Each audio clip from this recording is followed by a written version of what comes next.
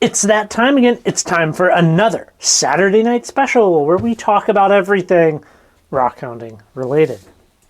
Well, winter time is here. I came out to the shop this morning, 20 degrees out here, so it is a little bit chilly, which makes me very happy that I have made the kind of progress with my videos this year. That means I don't have to spend a whole lot of time out here when it's that cold. You know, last year, I to be totally honest, the videos kind of stressed me out. You know, I live in Northeast Washington, and we got snow. Everything became a frozen tundra around me, and I didn't have enough videos in the can waiting to go, and I definitely felt felt pressure. Not this year. Not this year. I have videos done until the end of February, which means I'm actually going to take a little bit of a video break this winter and just let the videos that I've already made post, which will be really nice for me to spend some time working on some other projects, such as the website, which is something that we've made and then haven't done the necessary kind of upgrades, I guess, or there's things on the website that I want to improve and work on, and not being a big like web IT guy, it's a challenge for me. So I do things at like probably 10% the speed of what a knowledgeable person would be able to do it at. Well, this past week out on the Yellowstone River, that was a very interesting trip for us, something we'd wanted to do for a while. It was something Sarah especially wanted to do for a while, and we did acceptable. I would say, you know, from talking with people, this year was a little rough. It was a little rough. You know, we did find a number of agates out there, and a lot of what we found were on the small side.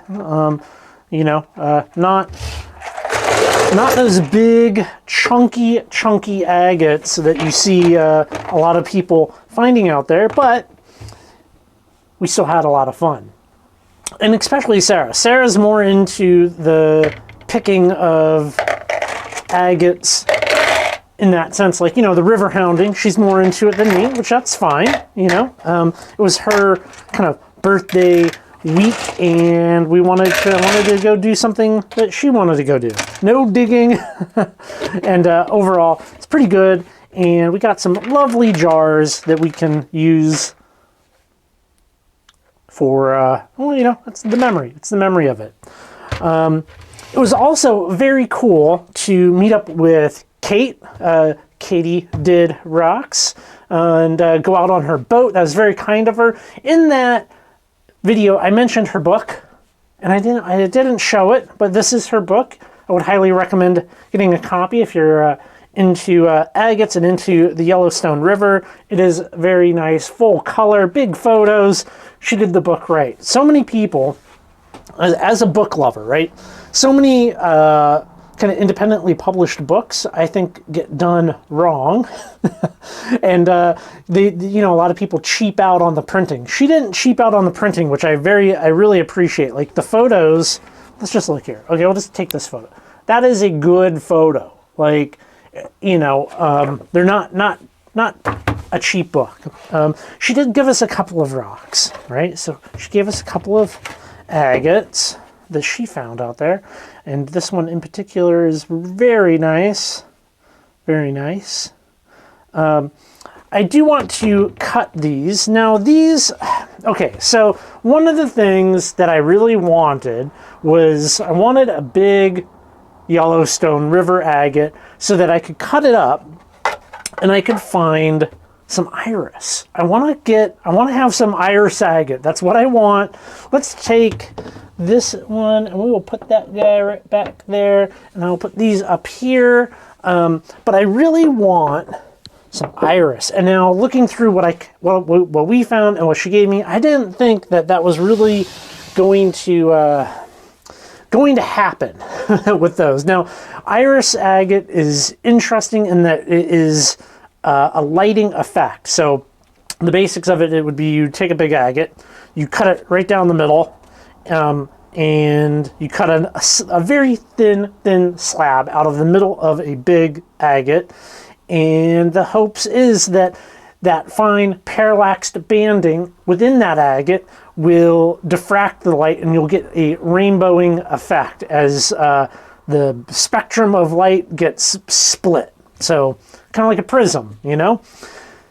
Well, to have that, you generally want to try to go bigger, I would assume, or at least not a whole bunch of little guys. So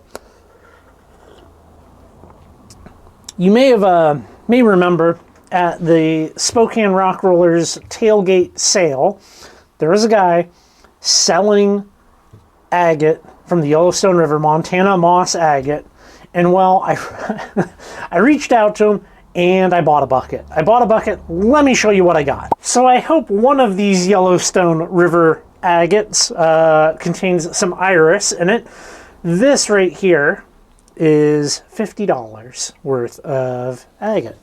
So I'm hoping like that guy right there, maybe as an example, might contain some iris.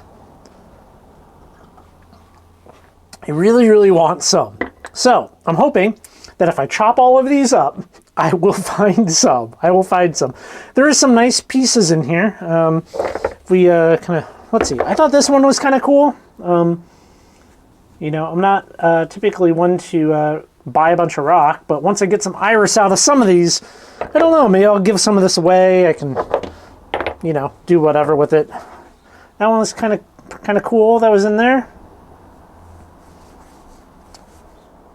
You know, what else? There's a couple in here. But anyways, there's some big guys in here that I have high hopes for. And there were also some little ones, which I just filled this peanut butter jar full of littles. I don't know what I'm going to do with them. I'm more interested in getting these guys cut up, and hopefully there's some nice mossy bits in here. Now there are some other books about these agates, these Montana moss agates, which I really want, but they are unfortunately a little expensive. It's Tom, I'm going to put his last name in here. I can't think of it right now. But he has 3 books on these agates, and I'm curious what's in them. If you have these, I'll put them on the screen here. If you have these books, I would love to hear a recommendation if you think they are worth it, because they definitely have me intrigued. Now that I have a bunch of this stuff that I can do some experimenting with, I would like to, you know, learn more about these agates that you can get out on the Yellowstone River. These ones are pretty nice. I'm pretty happy with this. I think these are worth $50, you know? I guess I don't really buy a lot of rock to like kind of know prices on things, you know? Like, I mean, that's just not really our world, but I'm very curious about these rocks. So anyways, I thought that was kind of neat, you know? I always love this. I love that, right? You get like rocks stuck in rocks. That's not supposed to be there. We've found some things like that in the past as well, and it's always interesting for me, at least. There was one cut one sitting in this bin,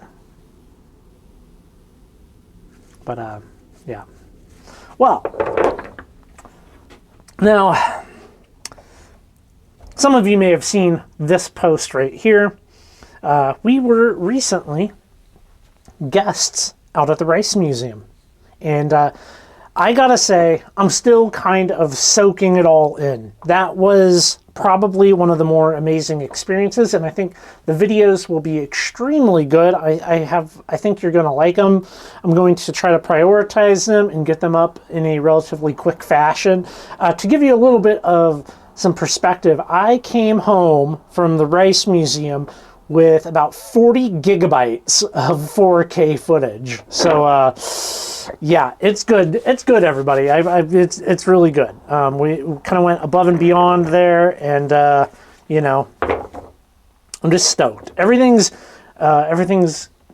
coming in really well for the channel for wintertime, and I'm looking forward to chopping up some of these agates and seeing what's going on in here. Yeah, where's that one? There's one in here that I thought that one's kind of cool.